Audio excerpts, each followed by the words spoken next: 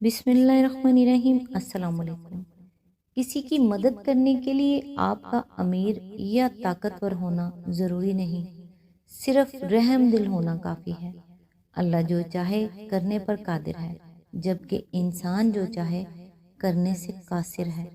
ईमान का तकाजा ये है कि हर कासिर को छोड़कर कादिर से ही उम्मीद लगाएं।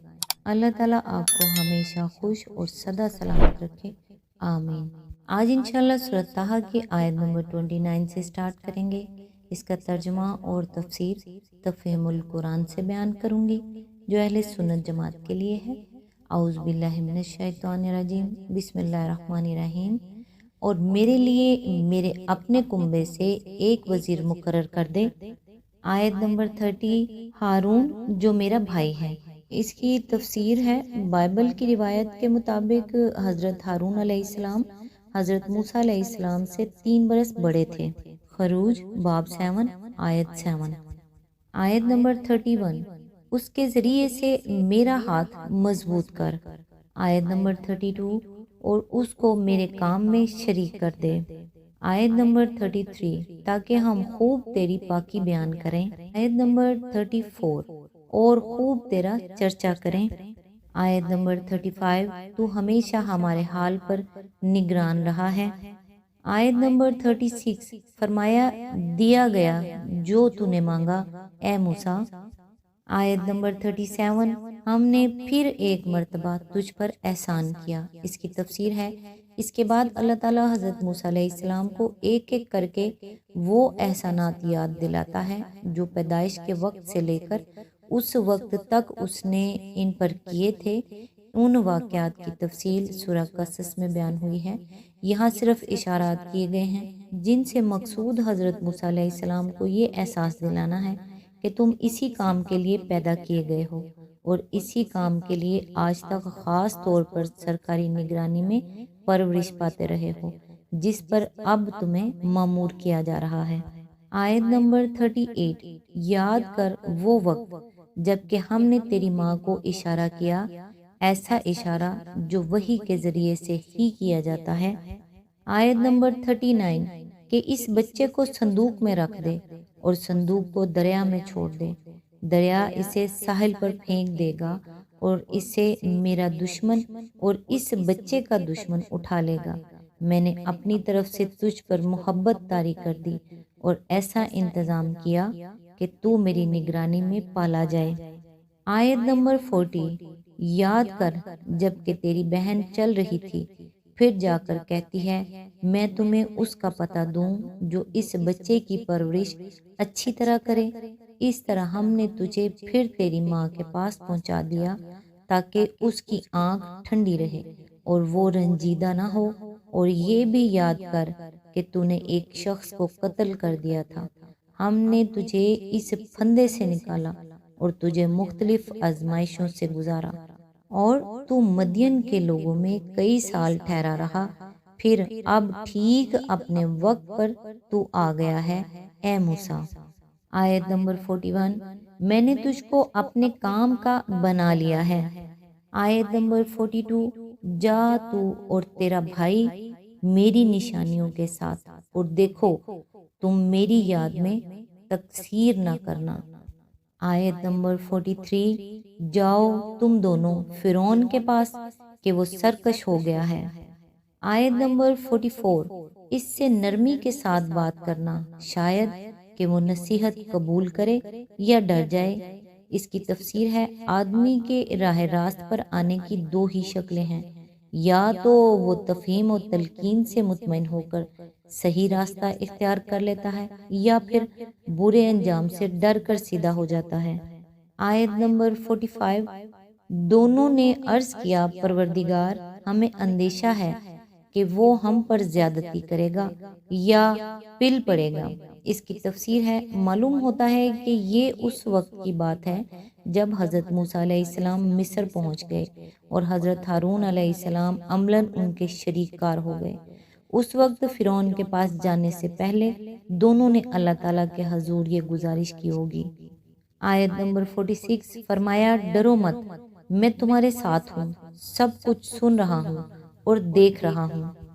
آیت نمبر 47، جاؤ اس کے پاس اور کہو کہ ہم تیرے رب کے فرستادے ہیں، بنی اسرائیل کو ہمارے ساتھ جانے کے لیے چھوڑ دے اور ان کو تکلیف نہ دے، ہم تیرے پاس تیرے رب کی نشانی لے کر آئے ہیں، اور سلامتی ہے اس کے لیے جو راہ راست کی پیروی کرے۔ آیت نمبر 48، ہم کو وحی سے بتایا گیا ہے کہ عذاب ہے اس کے لیے جو جھٹلائے اور منہ موڑے۔ اس کی تفسیر ہے، اس واقعے کو بائبل اور تلمود میں جس طرح بیان کیا گیا ہے اسے بھی ایک نظر دیکھ لیجئے تاکہ اندازہ ہو کہ قرآن مجید انبیاء کا ذکر کس شان سے کرتا ہے اور بنی اسرائیل کی روایات میں ان کی کیسی تصویر پیش کی گئی ہے۔ بائبل کا بیان ہے کہ پہلی مرتبہ جب خدا نے موسیٰ علیہ السلام سے کہا کہ اب میں تجھے فرعون کے پاس بھیجتا ہوں کہ تو میری قوم بنی اسرائیل کو مصر سے نکال لائے، تو حضرت موسیٰ علیہ السلام نے جواب میں کہا، میں کون ہوں جو فرعون کے پاس جاؤں اور بنی اسرائیل کو مصر سے نکال لاؤں؟ پھر خدا نے حضرت موسیٰ علیہ السلام کو بہت کچھ سمجھایا، ان کی ڈھارس بندائی، معجزے عطا کیے، مگر حضرت موسیٰ علیہ السلام نے پھر کہا تو یہی کہا کہ اے خداوند، میں تیری منت کرتا ہوں کسی اور کے ہاتھ سے جس سے تو چاہے یہ پیغام بھیج۔ خروج باب 4۔ تلمود کی روایت اس سے بھی چند قدم آگے جاتی ہے۔ اس کا بیان یہ ہے کہ اللہ تعالیٰ اور حضرت موسیٰ علیہ السلام کے درمیان 7 دن تک اسی بات پر رد و قد ہوتی رہی۔ اللہ کہتا رہا کہ نبی بن، مگر موسیٰ کہتے رہے کہ میری زبان ہی نہیں کھلتی تو میں نبی کیسے بن جاؤں؟ آخر اللہ میاں نے کہا، میری خوشی یہ ہے کہ تو ہی نبی بن۔ اس پر حضرت موسیٰ علیہ السلام نے کہا کہ لوط کو بچانے کے لیے آپ نے فرشتے بھیجے۔ ہاجرہ جب سارا کے گھر سے نکلی تو اس کے لیے 5 فرشتے بھیجے، اور اب اپنے خاص بچوں بنی اسرائیل کو مصر سے نکلوانے کے لیے آپ مجھے بھیج رہے ہیں۔ اس پر خدا ناراض ہو گیا اور اس نے رسالت میں ان کے ساتھ ہارون کو شریک کر دیا اور موسیٰ علیہ السلام کی اولاد کو محروم کر کے کہانت کا منصب ہارون کی اولاد کو دے دیا۔ یہ کتابیں ہیں جن کے متعلق بے شرم لوگ کہتے ہیں کہ قرآن میں ان سے یہ قصے نقل کر لیے گئے ہیں۔ آیت نمبر 49، فرعون نے کہا، اچھا تو پھر تم دونوں کا رب کون ہے اے موسیٰ؟ اس کی تفسیر ہے، یہاں قصے کی ان تفصیلات کو چھوڑ دیا گیا ہے کہ حضرت موسیٰ علیہ السلام کس طرح فرعون کے پاس پہنچے اور کس طرح اپنی دعوت اس کے سامنے پیش کی۔ یہ تفصیلات سورہ اعراف رکوع 13 میں گزر چکی ہیں، اور آگے سورہ شعراء رکوع 2، 3، سورہ قصص رکوع 4 اور سورہ نازعات رکوع 1 میں آنے والی ہیں۔ فرعون کے متعلق ضروری معلومات کے لیے ملاحظہ ہو تفہیم القرآن جلد 2 الاعراف حاشیہ نمبر 86۔ دونوں بھائیوں میں اصل صاحب دعوت چونکہ موسیٰ علیہ السلام تھے، اس لیے فرعون نے انہی کو مخاطب کیا، اور ہو سکتا ہے کہ خطاب کا رخ ان کی طرف رکھنے سے اس کا مقصد یہ بھی ہو کہ وہ حضرت ہارون علیہ السلام کی فصاحت و بلاغت کو میدان میں آنے کا موقع نہ دینا چاہتا ہو، اور خطابت کے پہلو میں حضرت موسیٰ علیہ السلام کے ذوف سے فائدہ اٹھانا چاہتا ہو، جس کا ذکر اس سے پہلے گزر چکا ہے۔ فرعون کے اس سوال کا منشا یہ تھا کہ تم دونوں کسے رب بنا بیٹھے ہو؟ مصر اور اہل مصر کا رب تو میں ہوں۔ سورہ نازعات میں اس کا یہ قول نقل کیا گیا ہے کہ انا ربکم الاعلی، یعنی اے اہل مصر تمہارا رب اعلیٰ میں ہوں۔ سورہ زخرف میں وہ بھرے دربار کو مخاطب کر کے کہتا ہے، یا قومی الیس لی ملک مصر وہذہ الانہار تجری من تحتی، یعنی اے قوم کیا مصر کی بادشاہی میری نہیں ہے اور یہ نہریں میرے نیچے نہیں بہہ رہی ہیں؟ آیت 51۔ سورہ قصص میں وہ اپنے درباریوں کے سامنے یوں بنکارتا ہے، کہتا ہے، اے سرداران قوم، میں نہیں جانتا کہ میرے سوا تمہارا کوئی اور بھی الہ ہے۔ اے حامان، ذرا اینٹیں پکوا اور ایک بلند عمارت میرے لیے تیار کرا تاکہ میں ذرا اوپر چڑھ کر دیکھوں تو صحیح کہ یہ موسیٰ کسے الہ بنا رہا ہے۔ آیت 38۔ سورہ شعراء میں وہ حضرت موسیٰ علیہ السلام کو ڈانٹ کر کہتا ہے، اگر تو نے میرے سوا کسی کو الہ بنایا تو یاد رکھ کہ تجھے جیل بھیج دوں گا۔ آیت 29۔ اس کا یہ مطلب نہیں ہے کہ فرعون اپنی قوم کا واحد معبود تھا اور وہاں اس کے سوا کسی کی پرستش نہ ہوتی تھی۔ یہ بات پہلے گزر چکی ہے کہ فرعون خود سورج دیوتا راہ کے اوتار کی حیثیت سے بادشاہی کا استحقاق جتاتا تھا، اور یہ بات بھی مصر کی تاریخ سے ثابت ہے کہ اس قوم کے مذہب میں بہت سے دیوتاؤں اور دیویوں کی عبادت ہوتی تھی۔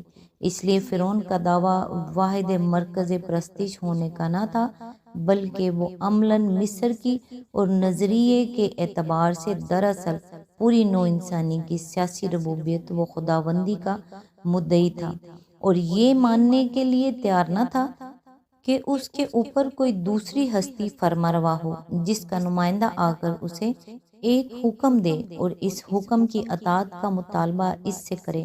بعض لوگوں کو اس کی لانترانیوں سے یہ غلط فہمی ہوئی ہے کہ وہ اللہ تعالیٰ کی ہستی کا منکر تھا اور خود خدا ہونے کا دعویٰ رکھتا تھا، مگر یہ بات قرآن سے ثابت ہے کہ وہ عالم بالا پر کسی اور کی حکمرانی مانتا تھا۔ سورہ المومن آیات نمبر 28 تک 34 اور سورہ زخرف آیت 53 کو غور سے دیکھیے۔ یہ آیتیں اس بات کی شہادت دیتی ہیں کہ اللہ تعالیٰ اور فرشتوں کی ہستی سے اس کو انکار نہ تھا، البتہ جس چیز کو ماننے کے لیے وہ تیار نہ تھا وہ یہ تھی کہ اس کی سیاسی خدائی میں اللہ کا کوئی دخل ہو اور اللہ کا کوئی رسول آ کر اس پر حکم چلائے۔ مزید تشریح کے لیے ملاحظہ ہو تفہیم القرآن جلد 3 القصص حاشیہ نمبر 53۔ آج تک کے لیے بس اتنا ہی، نیکسٹ انشاءاللہ آیت نمبر 50 سے سٹارٹ کریں گے۔ تب تک کے لیے دعاؤں میں یاد رکھیے گا۔ اللہ حافظ۔